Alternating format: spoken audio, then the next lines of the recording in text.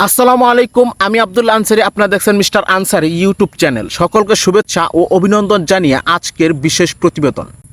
আন্তর্জাতিক রাজনীতিতে পর্দার আড়ালে কি বিশাল খেলা চলছে, কেন ডোনাল্ড ট্রাম্পের সাথে ইসরায়েলের প্রধানমন্ত্রী নেতানিয়াহুর তুমুল ঝগড়া হলো, ইউরোপ কেন এবার ইসরায়েলের উপর চরম ক্ষেপে উঠেছে, আর পাকিস্তানের রাজনীতিতেই বা নতুন কি ঝড় উঠতে যাচ্ছে, ইমরান খানের সর্বশেষ পরিস্থিতিই বা কী, এসব গুরুত্বপূর্ণ খবরের বিস্তারিত নিয়ে আমি আব্দুল্লাহ আনসারী আছি আপনাদের সাথে।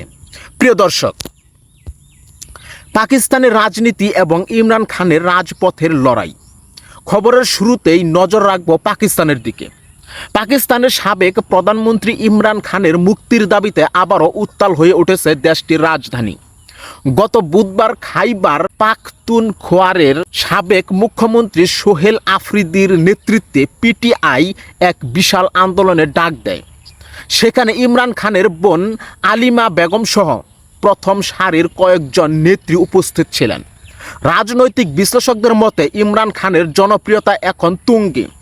আজ যদি পাকিস্তানে একটি অবাধ নির্বাচন হয় তবে এককভাবেই 2 শতাধিক আসন পেয়ে সরকার গঠন করবে পিটিআই।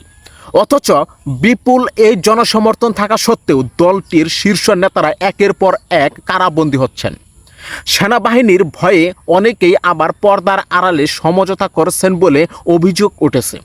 যেমন সাহসী নেতা হিসেবে পরিচিত আলী আমিন পন্ডাপুরো এখন অনেকটাই নীরব। বর্তমানে কারাবন্দী ইমরান খানের শারীরিক অবস্থা অত্যন্ত উদ্বেগজনক।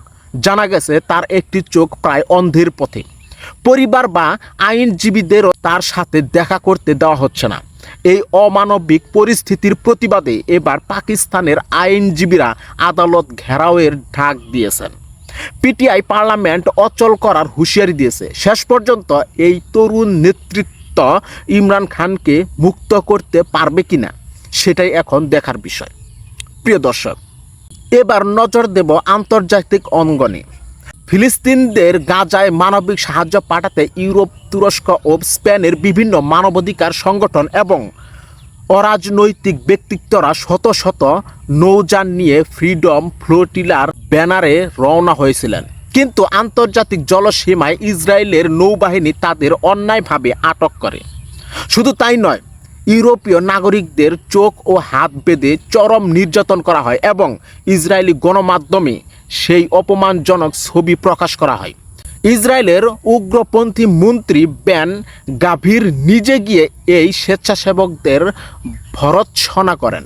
এই ঘটনার পরই নড়েচড়ে বসেছে পুরো ইউরোপ। নিজেদের নাগরিকদের উপর এমন বর্বরতায় ক্ষুব্ধ হয়ে ইউরোপের দেশগুলো ইসরায়েলি রাষ্ট্রদূতদের তলব করে কড়া জবাব ও ব্যাখ্যা দাবি করেন। আন্তর্জাতিক কূটনীতিতে এটি ইসরায়েলের জন্য বড় ধাক্কা। প্রিয় দর্শক, ঘরে বাইরে কোণঠাসা নেতানিয়াহু, পার্লামেন্টে অনাস্থা। এদিকে খোদ ইসরায়েলের ভিতরেই প্রধানমন্ত্রী বেনিয়ামিন নেতানিয়াহুর পায়ের তলার মাটি সরে যাচ্ছে। ইসরায়েলি পার্লামেন্ট বা নেসেটের 110 জন আইন প্রণেতা বর্তমান পার্লামেন্ট ভেঙে দেওয়ার পক্ষে ভোট দিয়েছেন।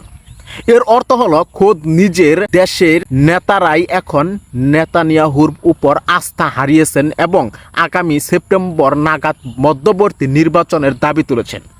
যদিও এই বিল চূড়ান্ত হতে আরও কয়েক দফা ভোটাভুটি লাগবে, তবে ইরান যুদ্ধের পর নেতানিয়াহুর বিদায় যে সময়ের ব্যাপার মাত্র তা এখন স্পষ্ট।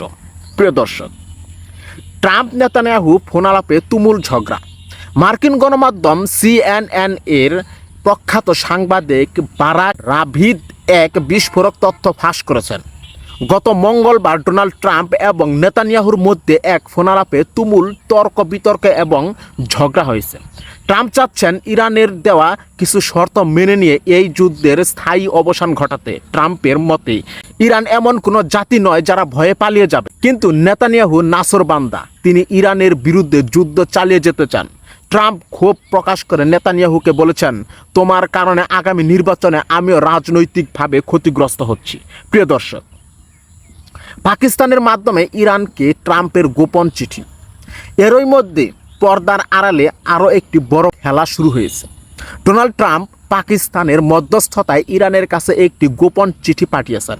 চিঠিতে ট্রাম্প ইরানের বেশ কিছু শর্ত মেনে নেওয়ার প্রস্তাব দিয়েছেন এবং ইরানকে কিছু জায়গায় ছাড় দিতে বলেছেন।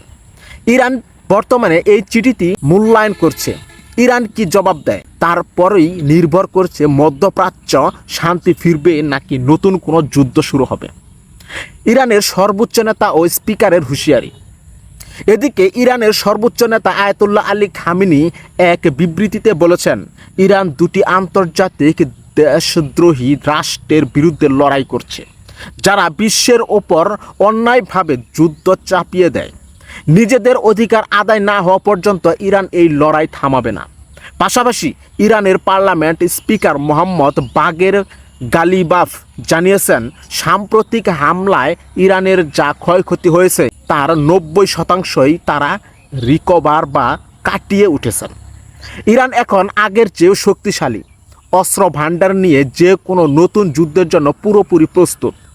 প্রিয় দর্শক, বিশ্ব রাজনীতির এই উত্তাল হাওয়া কোন দিকে মোড় নেয় তা সময়ই বলে দিবে। আজকের খবর নিয়ে আপনার মূল্যবান মতামত কমেন্ট বক্সে জানাতে ভুলবেন না। ভিডিওটি ভালো লাগলে লাইক দিন এবং শেয়ার করুন।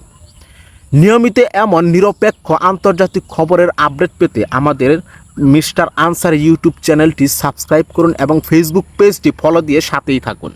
তো পরবর্তীতে দেখা হবে আবার। সে পর্যন্ত ভালো থাকুন, সুস্থ থাকুন। আসসালামু আলাইকুম।